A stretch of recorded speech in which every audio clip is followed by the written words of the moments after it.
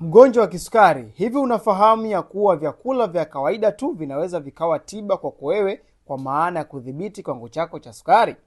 Sasa leo hii nitakutajia vyakula ambavyo vinakuwa vina asili ya nyuzi nyuzi, ambavyo hivi ni muhimu sana kwa wewe mgonjwa wa kisukari. Na leo hii tutaanza na chakula namba moja, ambapo ni mboga za majani. Hapa nazungumzia mboga za majani kama vile mchicha, majani ya kunde, pamoja na mboga zingine. Hizi zitakusaidia wewe mgonjwa wa kisukari kuhakikisha unadhibiti kiwango chako cha sukari mara tu baada ya kumaliza kula, ukiachilia mboga za majani. Lakini pia tunarudi kwenye upande wa maharage pamoja na jamii ya kunde. Hapa nazungumzia maharage yenyewe pamoja na zile jamii zote za kunde ambazo nazifahamu.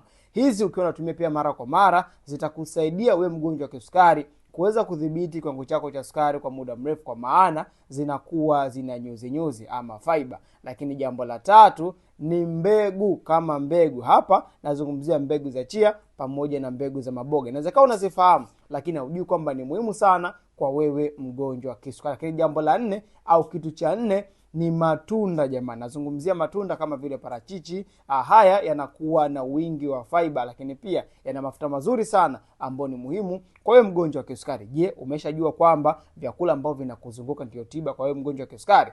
Kama umefahamu hilo, hebu comment hapo chini chakula gani kati hivi ambavyo nimeweza kuvitaja unavipendelea sana, lakini kipi ambacho kwako kinakosekana, ili niweze kupa alternative ya vyakula vingine, ili uweze kujifunza na kuweza kuelewa, uweze kudhibiti kiwango chako cha sukari ukiwa nyumbani. Share video hii kwa watu wengi sana ili nao waweze kujifunza, lakini pia usahau kuweza kufollow account yangu kwa Mizani kupata tips nyingi zinazohusiana na ugonjwa wa kisukari.